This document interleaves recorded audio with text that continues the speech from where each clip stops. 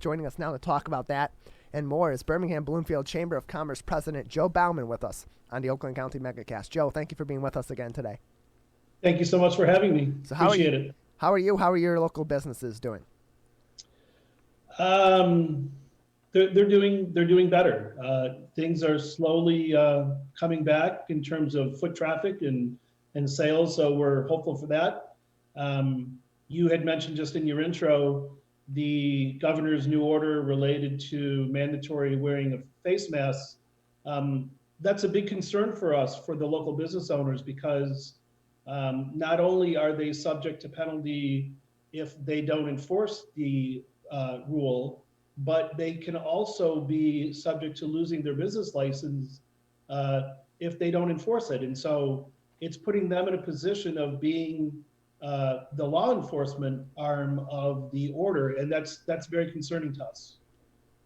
Joe, how will they address enforcement of that? Because at a certain point, if people are not listening to the employees on site, then there's going to be secondary issues. So is it better to just immediately go through local law enforcement if there's not kind compliance, let's call it, from the patrons that are coming in and don't want to wear masks or maintain social distance? Or is there concern there that things might get ugly in some situations? Well, we hope and we implore our shoppers and our restaurant patrons to realize that wearing a face mask is no longer an option. It's no longer a topic for debate. It's a statewide law. And blaming the business owner or expressing your frustration or anger toward them or their staff is just simply unacceptable. They're not doing it because they want to. They're now being compelled with the possible fine and loss of their ability to operate their business if they don't. So we implore, people in the general public, regardless of what your personal feelings are about masks, that you wear a mask. And if you aren't comfortable doing that, then please don't visit a business. It's that simple. In terms of what are we telling our members to do if there is having a problem, this just went into effect at midnight or 12:01, I guess, this morning. Our recommendation to our business owners and our restaurant owners, as difficult as it is if they have a patron that is refusing to wear a mask, that they call 911 and they contact their local law enforcement and let them deal with it, because they're trained in de-escalation. They're trained in how to deal with those kinds of situations. A 20-year-old restaurant hostess is not trained on how to de-escalate a situation when they're confronted by an angry patron. So that's our recommendation going forward is you ask them to please wear a mask. If they decline, you ask them to leave. If they don't, you pick up the phone and you call 911. We want to keep our business owners and employees safe. Joe, is there any type of discussion as well around patrons who say they can't wear one due to a medical reason, and the conversation that the businesses and their employees should be having with those patrons?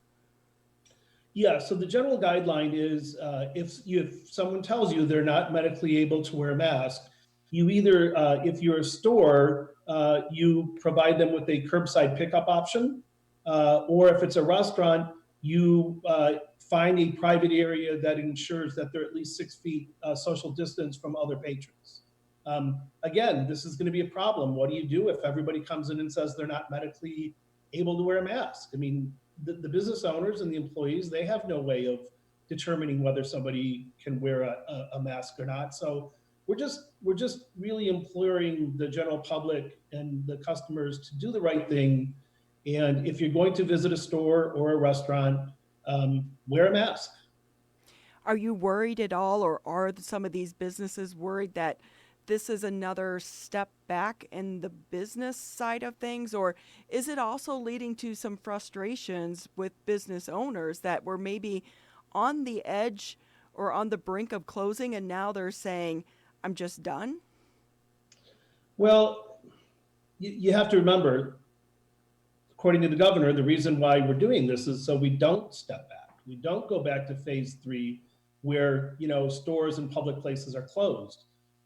This is kind of like a let's see what happens. And so if this doesn't work, then we're probably going to be having a different conversation. But the idea behind compelling people to wear a mask is to slow the spread of the virus so we don't have to go back to phase 3 and we don't have to go back to stay-at-home order. Because if we go back to another stay-home order and our businesses and restaurants have to close for another month or two, that certainly will be much more devastating economically than a mandatory mask law. It seems that the public is getting more comfortable and used to having to deal with the rules and regulations surrounding the pandemic and eating out and curbside service, and businesses have been great at countering that. And it seems like they're starting to get momentum in some of the restaurants with the curbside service. What about the small mom and pop shops, especially in Birmingham? They're so unique for shoppers. Are they seeing foot traffic pick up with the warmer weather? Foot traffic is picking up. You know, in our internet age, every store, every retail outlet that sells goods has a website. And so they've all been able to really harness the power of their websites in terms of online shopping and ordering and curbside pickup. So that's been very effective. And from what we're understanding and what we're hearing is that many of the stores, even after we're through this, are going to continue that practice because it's just another convenience for their shoppers. So they're getting very good at it. And, you know, I think you're right. I think customers are becoming more comfortable with it as well. So I think that's going to become part of the new way of shopping, you know, in our stores. I will say, though, I tend to buy more when I'm in a store. I buy those things I didn't know I needed or didn't know I wanted. So Yes. how are they doing employee-wise? I know it seems some places have been struggling to get employees back, but the federal pandemic additional funds are going to be running out at the end of the month. How are they doing with employees? Certainly restaurants are all struggling for help. And most retailers that you walk into will also have a help wanted sign in their window. You have to remember that prior to this, in February, the job market was extremely tight in Michigan. There just weren't enough workers, and this has kind of exacerbated the situation. You hear about 20% unemployment, but all of those folks are on, you know, the federal unemployment stipend as well as the regular unemployment. So it's not as critical, I guess, to find a job, at least through the month of July. I think that, you know, when that $600 expires and is replaced by something less than that, if anything at all, I think you're going to see a lot more people re-entering the workforce. Joe Bauman with us on the Oakland County Megacast on a family of TV and radio stations. Bridge, Michigan recently reported that a potential $100 million in relief funds from the state's CARES Act allotment will be coming to small businesses. They'll be able to get upwards of $20,000 per pop from these individual grants. How critical right now would that kind of money be to some of our small businesses, particularly in the Birmingham, Bloomfield area? So here's the good news. You're referring to the Michigan Small Business Restart Program, which is being administered through the state of Michigan. It's going to be distributed to county economic development organizations. So in Oakland County, we're receiving just about $11 million of that $100 million. The application process begins on July 15th. The email address is michiganbusiness.org/restart. And so beginning the 15th, small businesses will be able to apply for a grant through that. In addition, Oakland County is getting ready to roll out a third phase of their small business grant program. And this one is being funded at the level of $32 million. This also is a grant program. It's not a loan program. And it's going to be targeting those businesses that have been the greatest impacted by the stay-home orders and some of the ongoing restrictions. So restaurants, spas, salons, gyms, movie houses, that's where they're going to be looking at, and these will be up to $10,000. So there's information on the oakgov.com website. The application process has not begun yet. We keep hearing from our friends at Oakland County that it's any day now. But as you know, these programs are put together quickly and then without a lot of detail. So we just have to wait and see what that looks like.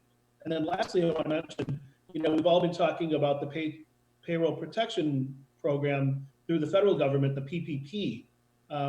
There is still $100 billion left in that fund available to small businesses. So once again, if you're a small business owner and you haven't applied for a PPP loan yet, I really strongly, we encourage you to talk to your accountant and talk to your financial institution and see if a PPP loan makes sense and whether you can get it forgiven and have it converted into a grant. So there is more help on the way, but really none of these programs are going to do any good if we have to close our businesses and stay home again because the virus continues to spike and we're not wearing masks. So it all comes back to prevention. Joe Bauman with us on the Oakland County Megacast. He is the president of the Birmingham Bloomfield Chamber of Commerce. So in your case, when these programs do move into motion, how will your chamber help these small businesses in your community to apply for these and hopefully get these grants that they so desperately need right now? So we are monitoring both the county and state websites on a nearly hourly basis to make sure that as soon as these programs open, we can press that out, push it out via social media and our website and our CRM that we use to communicate to our members. But we want, it doesn't matter if you're a member of the chamber or not. We want all of our small businesses to be successful. We want them to benefit from these programs. So we're going to do everything we can to make sure they have the most updated and accurate information that's available. Because we know, they're fighting 24/7 just to try to stay in business. And if we can take that burden away from them and provide that service by making sure they're getting the information in an accurate and timely manner, that's how we feel we can be the most helpful. How hard has it been for the businesses to actually get their hands on some of this money and get it turned around and into their bank accounts? So with the Oakland County program, the chamber we sat on the grants allocation committees for phases 1 and 2. So I was very familiar with that in terms of the turnaround. Phase one went pretty quickly. Phase 2 took a little longer, but we believe all of the money has been dispersed out of that program. With the PPP, we've heard, it's supposed to be within 72 hours. For the most part, that money is available right away. The state of Michigan, I'm not sure. We're hoping that with that program, I believe what they originally announced was there was going to be a 2-week application process. So July 15th to roughly the first week of August. So we're guessing that the money certainly won't be distributed until after the application process is done. So probably about mid-August, the $100 million should be dispersed by the state. Joe, anything else you'd like to touch on today before we let you go? Well, thank you so much again for giving me the opportunity to be on. It's a great communication model for us that we can just get some more information out there. I would just end with what I started with. Please, please, please follow the mandatory mask wearing guidelines. No longer a guideline, it's an order. And please don't take your frustration out on the men and women who are putting themselves continually at risk to serve you, to make sure that you have everything that you want and need. So mask up, shop local, and we'll get through this together. Joe, thank you very much for being with us today. Thank you so much. Joe Bauman, the president of the Birmingham Bloomfield Chamber of Commerce, with us on the Oakland County Megacast.